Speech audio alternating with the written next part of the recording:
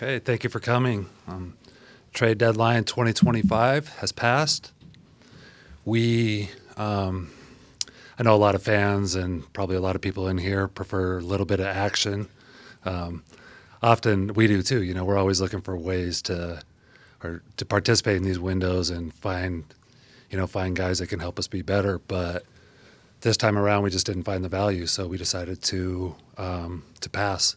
And for us, that's a good thing. We have a group of guys that we're really excited about, a group of guys that, at the start of the season, we wanted to see take big steps, both individually and collectively, and we've seen a lot of that this season. So for us, it's, let's keep going, let's keep building, let's keep getting better day to day, and when this next transaction window hits this summer, we'll see what that entails.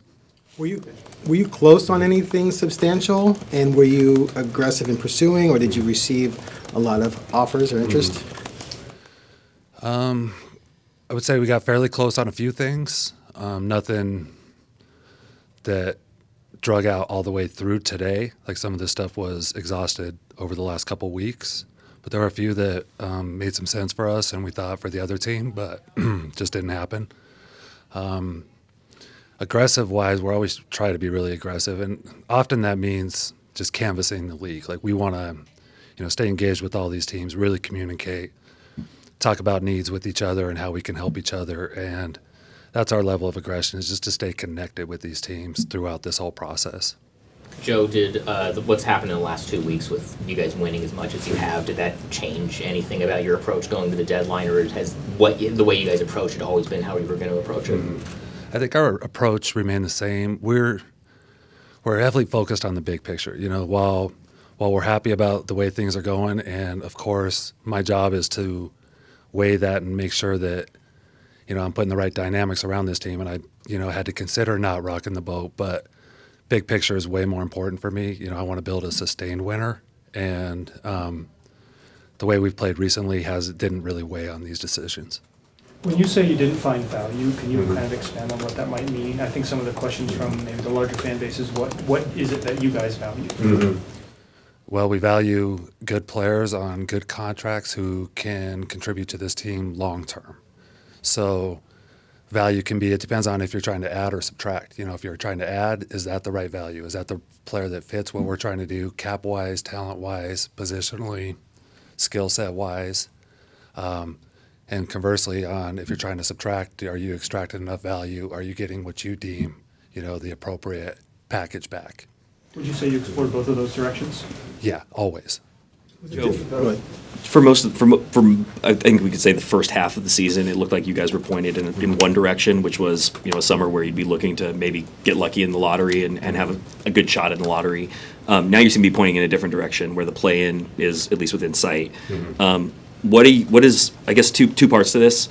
What do you want to see over these final 31 games? Like, what direction do you want to see this team go? And then two, does the fact that, strong odds at a high lottery pick no longer seem to be in play, or the most logical direction, how does that change your big picture view of how to go about building that sustained winner versus if a number one pick isn't, let's say, likely? Sure. The goal for the rest of the season is really the goal from the beginning: continued growth. We've taken some good steps. We've got a lot more steps to take. We want to see those, again, individually and collectively, from our young guys and from our, middle-aged vets to our older vets. Like, these guys keep getting better together and individually. As far as, our projection as a team and just, what do we look like from a talent standpoint, that's our challenge always, is to keep accumulating talent, keep getting as, high end as we can as far as the, the players we're adding and the capabilities that, these guys bring. And, for me, a lot of that still comes with the development. Like, we have a really talented group of guys that are capable of taking multiple steps. And for me, if they're playing well and they're getting better daily and they're learning how to win and, build that winning competitive mentality, for me, that's, real progress for them. Joe, how do you keep this from being a two-timeline situation? How so, with like veterans and young guys? If you carry the same veterans through multiple deadlines and multiple transaction windows, how do you keep that from getting down that path? Yeah. I would argue a lot of us exist in two timeline scenarios where, you see a lot of rebuilding teams. We intentionally have veterans around these guys for a lot of reasons, to provide leadership, to provide functionality on the court, to, provide more talent to a group that, may not be ready to compete on a nightly basis. So, eventually you've got to, as this roster grows and as we continue to, work towards being a sustainable winner, we've got to figure out that balance. And, that's one of our big challenges. Did any of your vets express to you in the build-up, and vets I realize is relative because you have a lot of relatively young guys who would be considered your veterans. Did any of them express either directly or through their representation a desire to play to be traded at this deadline? No. Some of them have expressed questions about where this team is headed. It never got to a point where it's like, hey, get me out of here. It's more, what is my role? What does my outlook look like on a young rebuilding team? Was it tougher in this environment now with the new CBA and everything to extract first-round picks from people for players? Yeah. Was that a big hiccup for you guys? Yeah, I think in the past, let's say the previous 5 years prior to this new CBA, I think we saw first-round picks flying around like crazy. The unprecedented amount of first-round picks going out and swaps. I think that definitely tightened up in this transaction cycle. So it'll be interesting to see if that continues to be tighter, if that loosens up a little bit. Joe, how close are you to feeling like this group is in a place where, you can go into a season saying, let's try to make the playoffs this year? Like, how far away do you think you are from that being a goal? Yeah, I hope not far.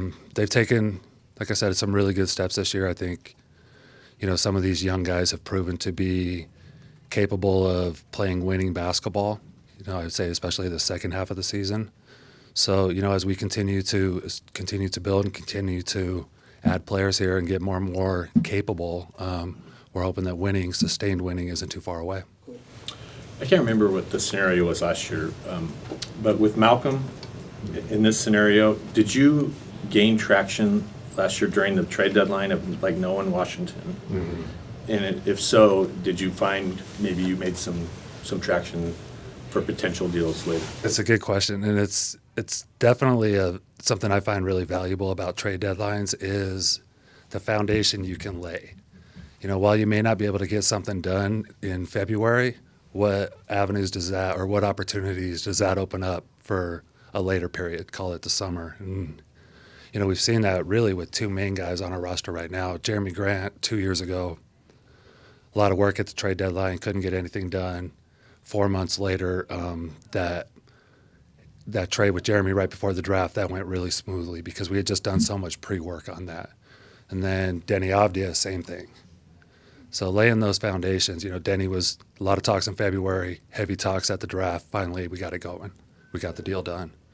So, yeah, that provides value. You know what each team is looking for.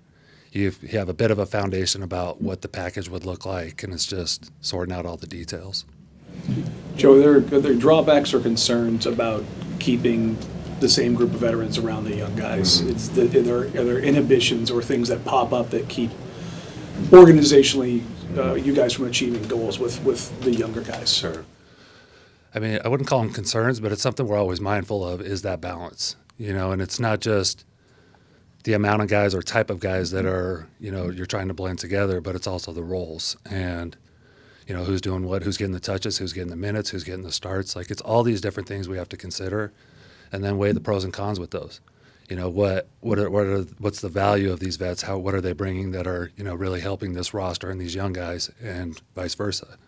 How are we hurting the vets? How are we potentially hurting the young guys in their development? So it's a constant balance that, I don't think we've perfected, but I think we've got, our vets, I think really highly of, Anthony Simons, Jeremy Grant, DeAndre Ayton, Robert Williams. These are really good players, really good guys, really good teammates. They're providing value. So that for me is most important. Joe, just in general, what are your thoughts on the trade deadline league-wide? Were you surprised by things? Like, did it go about how you thought? Was there more activity, less activity? Yeah.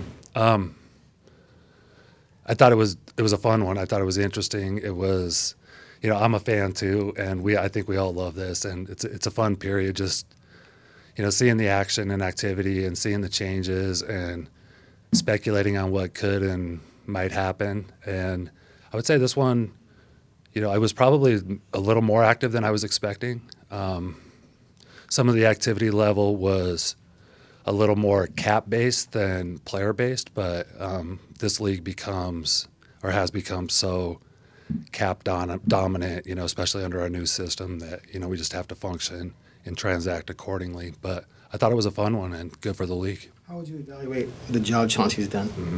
I think he's done a great job. This year, like I said, it was take steps. And, player development obviously is critical for us, having so many young guys. And I'm really proud about the growth that we've seen from really every guy. And then, how do you merge that into a team environment and start, really establishing the style of play that he wants to play? And I think, especially these last 10 games, you've seen that. Joe, just given what you've seen over these last 10 games and everything else, sorry, Rasan, is it fair to this team to set a goal of trying to get into the mix for the play-in and the playoffs? I think it'd be unfair to take it away from them. Like for me, I'm so proud and so excited about these guys that sky's the limit. Like, go guys, go win. Let's see what you can do. And I'm here to support it.